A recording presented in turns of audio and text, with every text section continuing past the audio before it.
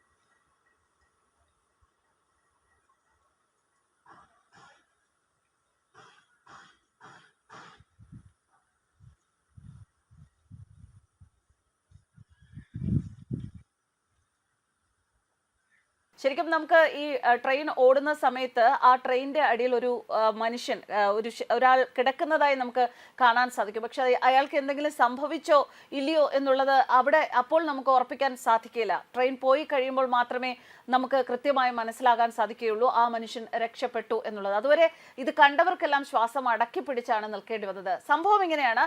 Phone ചെയ്തുകൊണ്ട് നടക്കുകയായിരുന്നു പവിത്രൻ. പെട്ടെന്നാണ് ട്രെയിൻ വരുന്നത് കണ്ടത്. ട്രെയിൻ തൊട്ടു മുന്നിൽ എത്തുമ്പോഴാണ് പവിത്രൻ കാണുന്നത്.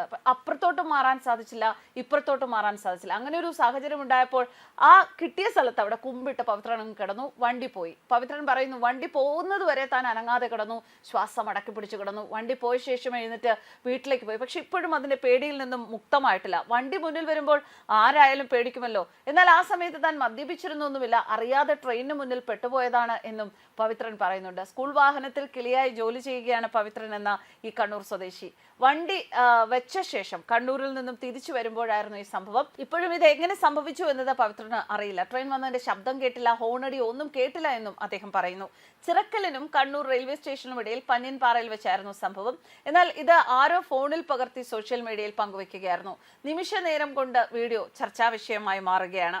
വീഡിയോ പ്രചരിച്ചതിന് പിന്നാലെ എല്ലാവരും ആരാണ് ഈ അത്ഭുത മനുഷ്യൻ എന്ന് അന്വേഷിച്ചു വരികയായിരുന്നു. എന്തായാലും പവിത്രൻ രക്ഷപ്പെട്ടത് കൊണ്ട് തന്നെ പവിത്രന്റെ വീട്ടുകാർക്കും ഇപ്പോൾ ആശ്വാസമാണ്. ഒപ്പം നമ്മൾ റെയിൽ പാളത്തിന് അടുത്തുകൂടെ സന്ദർശിക്കുമ്പോൾ അല്ലെങ്കിൽ ലെവൽ ക്രോസ് ചെയ്യുമ്പോഴൊക്കെ ഒന്നുകൂടി നമ്മൾ എല്ലാവരും ശ്രദ്ധാലുക്കളായിരിക്കണം എന്ന ആ ഒരു വസ്തുത ഒന്നുകൂടി ഊട്ടി ഉറപ്പിക്കുകയാണ് ഈ ദൃശ്യങ്ങളും. News desk കർമ്മസ്.